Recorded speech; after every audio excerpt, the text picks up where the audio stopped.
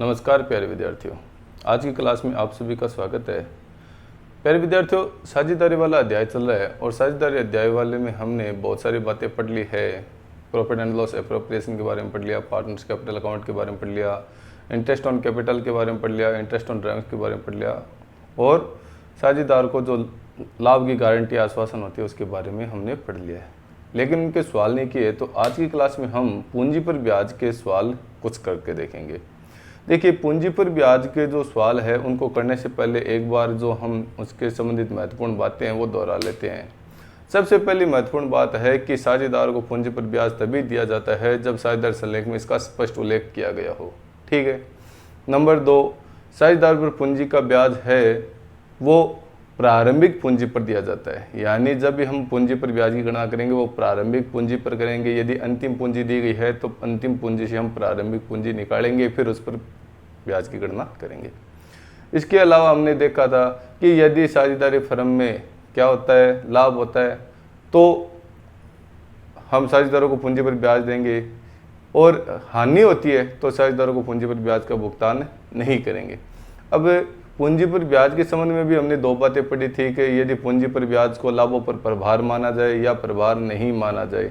जब लाभों पर प्रभार माना जाता है तो तब चाहे लाभ हो या हानि हो, हमें पूंजी पर ब्याज का भुगतान करना है, और जब लाभों पर प्रभार नहीं माना जाता है तो हम क्या करते हैं, का हानि होती है तो पूंजी पर ब्याज का भुगतान नहीं करते हैं।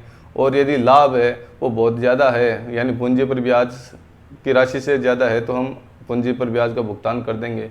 यदि हमारे जो पूंजी पर ब्याज की राशि है उससे लाभ की राशि कम है तो उस लाभ का भुगतान पूंजी पर ब्याज के अनुपात में करेंगे। ये बातें हमने पढ़ ली थी। तो एक तो सीधी सीधी बात यही है कि पूंजी पर ब्याज का भुगतान तभी करेंगे जब साझेदारी फर्म में लाभ हो। यदि लाभ नहीं हो, हानि हो, तो हम पूंजी पर ब्याज का भुगतान नहीं करें। लेकिन यदि शर्त ये दी गई हो कि पूंजी पर ब्याज को लाभों पर प्रभार माना जाता है तो हम पूंजी पर ब्याज का भुगतान करें। यानी जैसी भी स्थिति प्रश्न में दी गई है और हमारे पास जो हमने नियम पढ़े हैं वो नियम हमारे दिमाग में है, तो हम बड़ी आसानी से प्रश्न को हल कर सकते हैं। देखिए, हम प्रश्न संख्या जो 14 है, क्वेश्चन नंबर 14 आपकी बुक में, उसको हल करते हैं। देखिए, बुक में आपके पास क्वेश्चन दिया गया है। यदि आपके पास बुक नहीं है तो जो क्वेश्चन हम कर रहे हैं आज की वीडियो में, इनकी पीडीएफ है वो आपको नीचे डिस्क्रिप्शन में लिंक मिल जाएगा, वहाँ से आप डाउनलोड करके देख सकते हैं। ठीक है। तो जो प्रश्न 14 है वो कहता है कि राहुल, रोहित, करण ने 1 अप्रैल 2000, इसमें देखो कुछ सुधार है। ये 1 अप्रैल 2014 दिया गया है किताब में, इसको आप 1 अप्रैल 2015 कर लेना भाई। ठीक है। 1 अप्रैल 2015 को क्रम से 20 लाख, 18 लाख, 16 लाख रुपए से व्यवसाय शुरू किया। ये इनकी पूंजी होगी 1 अप्रैल 2015 को राहुल, रोहित और करण की 20 लाख, 18 लाख और 16 लाख रुपए। वर्ष 2015-16 पर उनका लाभ 1,35,000 रुपये था। साझेदारों के आहरण राहुल के 50,000, रोहित के 50,000 और करण के 40,000 रुपये थे। लाभों को साझेदारों के बीच 3-2-1 में वितरित किया गया। पूंजी पर 5% प्रति वर्ष की दर से ब्याज परिकलित कीजिए। देखिए, इसमें साफ साफ कहा गया है कि इसमें 3 साझेदार है। एक तो राहुल है, एक रोहित है और एक करण है। और 1 अप्रैल 2015 को इनकी जो पूंजी है वो क्रम से दी गई है 20 लाख रुपए, 18 लाख रुपए और 16 लाख रुपए। ठीक है। यानी जो पूंजी दी गई है वो कब दी गई है, प्रारंभिक पूंजी दी गई है। और हमें पता है कि पूंजी पर ब्याज कब निकालते हैं, प्रारंभिक पूंजी पर ही निकालते हैं। और पूंजी पर जो ब्याज की दर है वो दी गई है हमें 5%। कितनी? 5%। अगर पूंजी हमारे पास क्लोजिंग होती तो हम ओपनिंग निकालते, यानी लाभों का और आहरण का हमें समायोजन करना पड़ता और हम प्रारंभिक पूंजी निकालते। लेकिन हमारे पास क्या दी गई, प्रारंभिक पूंजी दी गई है, तो पूंजी पर ब्याज निकालना बहुत ही आसान है। इंटरेस्ट ऑन कैपिटल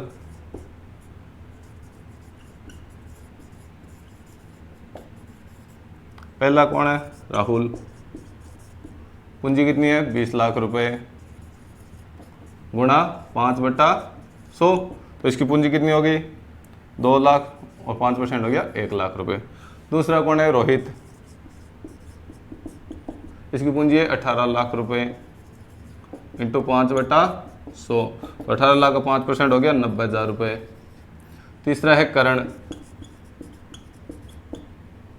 करण की पूंजी है 16 लाख रुपए और दर हो गई 5/100। तो 16 लाख का 10% कितना हो गया? 10% 1,60,000, 5% 80,000 रुपये। तो इस तरीके से साधारण पर्सन है, कुछ का ही नहीं है कि ओपनिंग पूंजी दे रखी है, हमसे पूछा कि इंटरेस्ट ऑन कैपिटल पूंजी पर ब्याज की गणना कीजिए, तो हमने निकाल दिया। तो तीनों का कितना कितना आया? 1,90,000 और 80,000। 5% की दर से ओपनिंग कैपिटल दे रखी थी, हमने सीधा हल कर लिया। आप इसका स्क्रीनशॉट ले लीजिए और इसको नोटबुक में उतार लीजिएगा, ठीक है। अगला जो हमारा क्वेश्चन है, क्वेश्चन नंबर 15, उसको हल करते हैं। इसको मैं मिटा रहा हूं।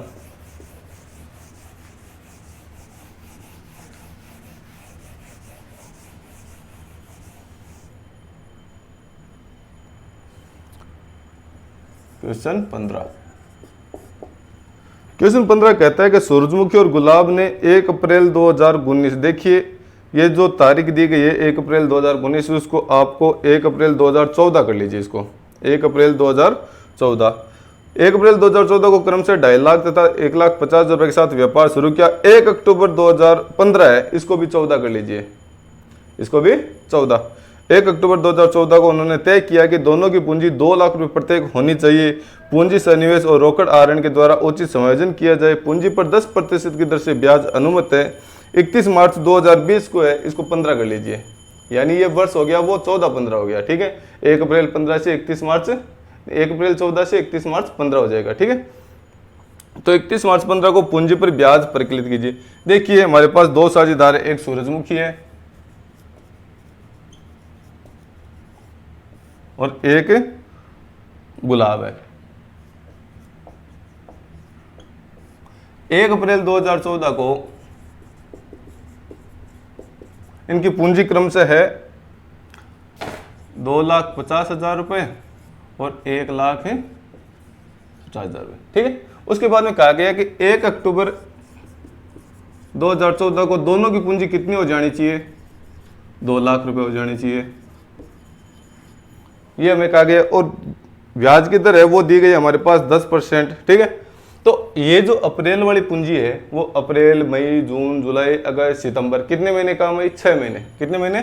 6 महीने। तो गुणा 6/12 गुणा 10/100 और इसको भी गुणा 6/12 गुणा 10/100, ठीक है।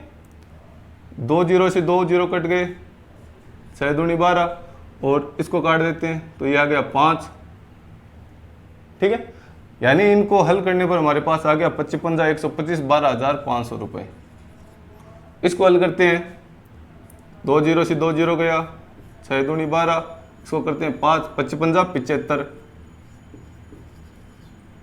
7,500 रुपये, ठीक है। उसके बाद में जो नीचे अक्टूबर वाली है वो रही अक्टूबर, नवंबर, दिसंबर, जनवरी, फरवरी, मार्च, ये भी कितने महीने रही? 6 महीने। तो इसको भी गुणा 6/12 गुणा 10/100 और इसको भी गुणा 6/12 गुणा 10/100, ठीक है। हल करते हैं इनको, 2 जीरो से 2 जीरो गया, 6 दूनी 12, इसको काट दिया तो 5, तो ये आ गए 10,000 रुपये। इसको हल करते हैं, 2 जीरो से 2 जीरो गए, 6 को 12 से करता, 6 दूनी 12, इसको काट दिया 5 और गुणा करने पर आ गया 10,000 रुपये। यानी सूरजमुखी का जो ब्याज है वो 12,500 और 10,000 कितना आ गया? 22,500 रुपये। और गुलाब का जो ब्याज है वो आ गया, देखिए 7,500 तो अक्टूबर सितंबर तक का और 10,000 रुपये अक्टूबर से लेकर मार्च तक का, 17,500 रुपये। तो इस तरीके से हम ब्याज की गणना करते हैं। ठीक है, पूंजी पर ब्याज के लिए मैंने आपको एक चीज कही थी कि पूंजी का जितने समय के लिए उपयोग होता है उस समय के आधार पर ही हम ब्याज की गणना करेंगे। तो जो 2.5 लाख रुपए पूंजी थी वो हमने कब उपयोग ली? अप्रैल से लेकर सितंबर तक, यानी 6 महीने। ठीक है, तो 6 महीने हमने निकाल दिया ब्याज। फिर हमने हमारी जो पूंजी है वो 2 लाख रुपए हो गई, तो ये पूंजी भी हमारे पास कितने समय के लिए रही? 6 महीने, अक्टूबर से लेकर 31 मार्च तक। ठीक है, तो 6 महीने का हमने यहाँ निकाला, तो यहाँ पर 12,500 और यहाँ पर 10,000 दोनों को जोड़ा तो कुल पूंजी पर ब्याज कितना बना? 22,500 रुपये। गुलाब की बात करते हैं, गुलाब के पास पूंजी 1 अप्रैल को 1,50,000 रुपये थी, फिर ये रही सितंबर तक, 30 सितंबर तक। 1 अक्टूबर को चेंज हो गई, 1 अक्टूबर को कितने हो गए? बढ़ गए 2 लाख। तो ये रही 6 महीने के लिए, तो इसको हमने 6 महीने के आधार पर हल किया, तो हमारे पास पूंजी पर ब्याज कितना है? 7,500 रुपये। ठीक है, फिर हमने 2 लाख को 6 महीने के हिसाब से ब्याज निकाला तो हमारे पास ब्याज कितना है 10,000। दोनों को जोड़ा तो 7,500 प्लस 10,000, गुलाब का ब्याज कुल कितना हो गया 17,500 रुपये हो गया। ठीक है, चलो ये हो गया प्रश्न संख्या 15। अब प्रश्न संख्या 16 करते हैं। इसका स्क्रीनशॉट ले लीजिए, इसको नोटबुक में कर लेना भाई।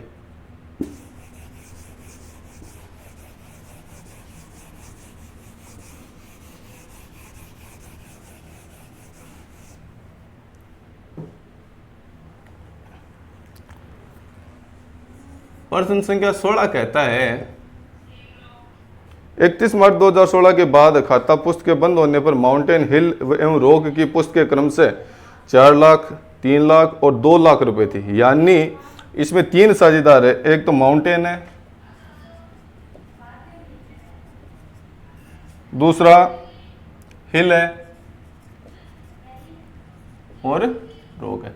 और इसमें कह रहा है कि 31 मार्च 16 के बाद खाता पुस्त के बंद होने के बाद इनकी पूंजी, यानी इनके पास जो पूंजी दी गई है वो 31 मार्च 16 की यानी क्लोजिंग पूंजी दी गई है। कौन सी पूंजी दी गई है? क्लोजिंग पूंजी, क्लोजिंग कैपिटल।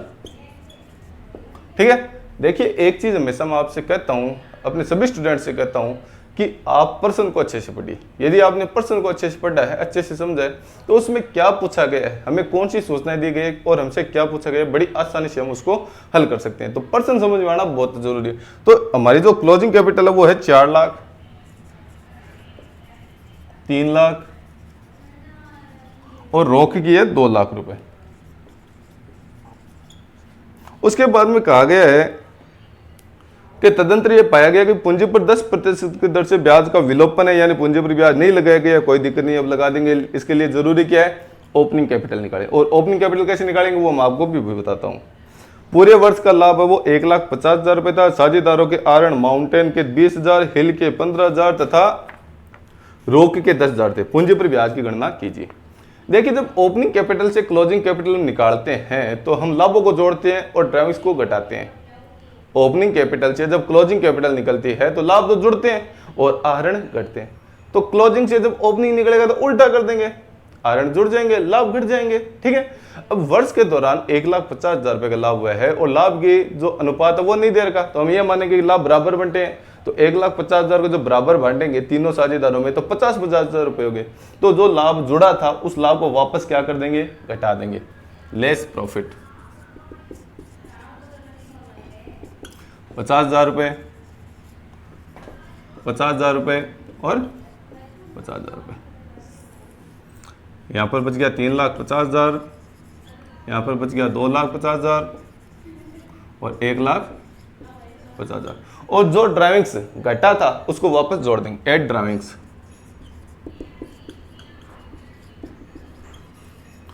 तो माउंटेन का कितना था? माउंटेन का था 20,000, हिल का 15,000 और रोक का 10,000 रुपये। जोड़ देते हैं इसको, तो ये हो गया 3,75,000, नहीं 70,000, सॉरी 3,70,000। ये हो गया 2,65,000 और ये हो गया 1,60,000। यानी हमारे पास ये जो राशि है ये क्या आ गई? Opening capital. ठीक है, अब ओपनिंग कैपिटल आ गया तो पूंजी पर ब्याज निकालना बड़ा ही आसान है। कितना दे रखा है? 10% की दर से निकालना है, तो interest on capital, on capital. पहला कौन है? माउंटेन है, तो माउंटेन का निकाल देंगे।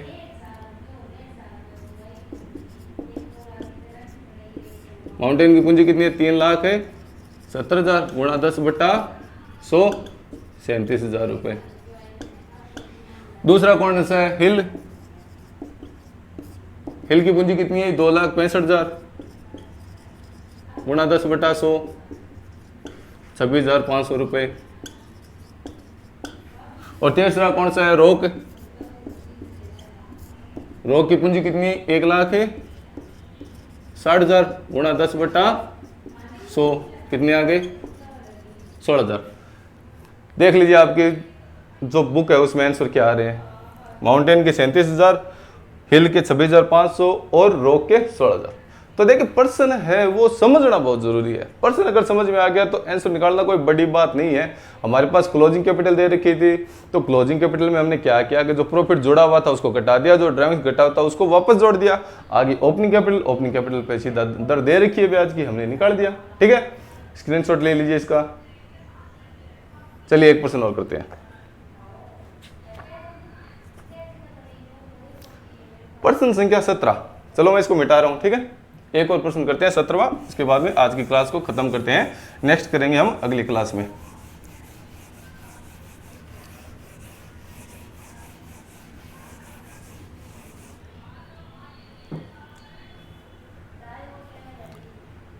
देखिए प्रश्न संख्या 17 पढ़िए।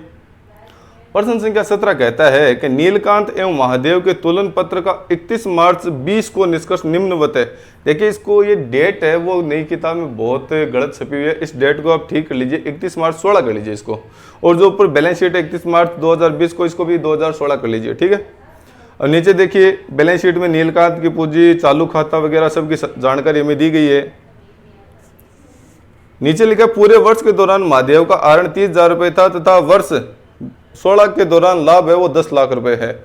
वर्ष के अंत में 31 मार्च 2016, इसको 2017 कर लीजिए, इसको 2017 कर लीजिए। 31 मार्च 2017 को पूंजी पर ब्याज 5% दर से परिकलित करें।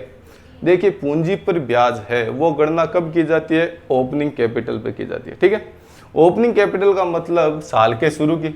अब हमारे पास जो प्रश्न में बैलेंस शीट दी गई है वो कब की दी गई? 31 मार्च 2016। और हमें पूंजी पर ब्याज की गणना कब करनी है? 31 मार्च 2017।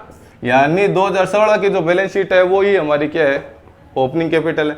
अब प्रश्न को आप ध्यान से देखिए, इस बैलेंस शीट में आपके सामने कैपिटल भी दी गई है और करंट अकाउंट भी दी गई है। यानी इस प्रश्न में जो पूंजी खाते की विधि अपनाई गई वो स्थिर पूंजी खाता विधि अपनाई गई। स्थिर पूंजी खाता विधि के अंतर्गत क्या होता है कि जो पार्टनर्स कैपिटल अकाउंट है उसमें सिर्फ पूंजी का लेखा किया जाता है। यदि उसमें कोई स्थायी आहरण किया जाता है या एडिशनल कैपिटल ऐड की जाती है तो ही पूंजी परिवर्तित होगी, वरना नहीं होगी। इसके अलावा जो समस्त लेन देन है साझेदारों के वो पार्टनर्स करंट अकाउंट में लिखे जाते हैं। ठीक है, चाहे इंटरेस्ट ऑन ड्राइविंग्स हो, इंटरेस्ट ऑन कैपिटल हो, ड्राइविंग्स हो, सारे जो लेन देन है वो किस में लिखे जाएंगे? करंट अकाउंट में। तो यानी ये जो सवाल है, इस सवाल में हमने क्या देखा कि जो पद्धति है वो स्थिर पूंजी खाता विधि अपनाई जाती है। स्थिर पूंजी खाता विधि के अंतर्गत क्या होता है कि जो कैपिटल है वो नो चेंज रहती है। तो 31 मार्च 16 को जो हमारे पास बैलेंस शीट दी गई, आपके सामने पास किताब है, वरना में आप इसकी PDF में देख लेना कि नीलकांत की पूंजी 10 लाख रुपए दी गई और महादेव की पूंजी भी 10 लाख रुपए दी गई है। यानी इनकी ओपनिंग कैपिटल 10 लाख है तो क्लोजिंग भी कितनी होगी? 10 लाख रुपए ही होगी। क्यों? स्थिर पूंजी खाता विधि अपना रहे हैं। तो हमारे पास कैपिटल आ गई 10 लाख है दोनों की, तो आसानी से हम क्या निकाल सकते हैं? पूंजी पर ब्याज निकाल सकते हैं नीलकांत और महादेव का। प्रश्न संख्या 17। प्रश्न समझ में आना जरूरी है। मैं हमेशा कहता हूं नीलकांत का पूंजी पर ब्याज